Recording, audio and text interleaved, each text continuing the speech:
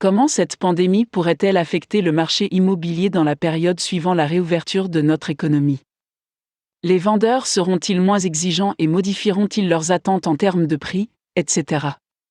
Combien d'acheteurs potentiels pourraient ne plus se sentir à l'aise, dans leur zone de confort personnel, pour faire un achat économique important, après cette période prolongée de crainte des consommateurs, de perturbation des revenus, etc.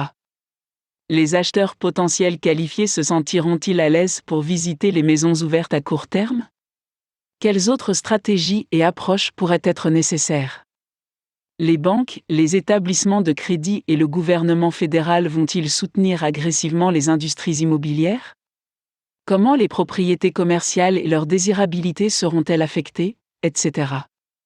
En gardant cela à l'esprit, cet article tentera, brièvement, de considérer, d'examiner, de revoir et de discuter ces facteurs, etc. Attentes des vendeurs et des acheteurs, zone de confort, flexibilité, etc.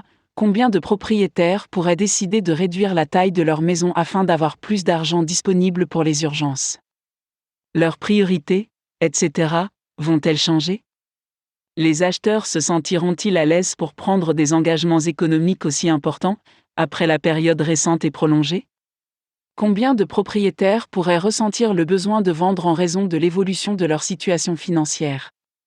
Comment les zones de confort personnel des gens deviendront-elles des facteurs essentiels?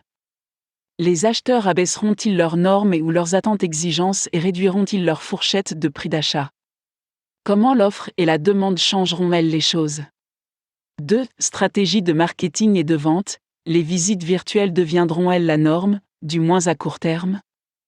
Les agents immobiliers modifieront-ils leur stratégie de marketing et de vente pour répondre à ces nouvelles préoccupations?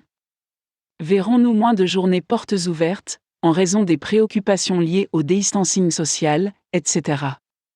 3. Les taux hypothécaires, comment le gouvernement, la Réserve fédérale, etc., aborderont-ils ces questions et créeront-ils des circonstances dans lesquelles les taux hypothécaires seront maintenus à un niveau bas et attractif afin de soutenir le marché du logement, un élément majeur de l'économie globale? Exigeront-ils des acomptes plus bas, et cela créera-t-il une crise potentielle du logement à l'avenir? 4. Le marché de l'immobilier commercial, les grands magasins deviendront-ils demain l'équivalent des dinosaures de l'immobilier? Les centres commerciaux deviendront-ils beaucoup moins populaires? Combien de restaurants et d'autres établissements immobiliers feront faillite en raison des tensions économiques actuelles, etc. Les mailles linéaires deviendront-ils plus populaires? Combien d'entreprises pourraient se rendre compte qu'elles peuvent en faire plus, à distance, et ainsi réduire leurs espaces? Combien d'entre elles pourraient ne pas être en mesure d'assurer les besoins et les directives en matière de santé publique à l'avenir? Si les restaurants ont souvent été mis en difficulté par le passé, comment pourront-ils se permettre de réduire les taux d'occupation, etc. Comment les bars, etc., devront-ils s'adapter ou périr? 5. Comment les affaires immobilières seront-elles menées? Comment le secteur de l'immobilier du futur pourrait-il apparaître et être différent de celui d'avant la pandémie? Comment l'immobilier sera-t-il différent à l'avenir? Serez-vous l'un des individus sages, prêts, désireux et capables de répondre de manière adéquate et d'avancer dans l'avenir?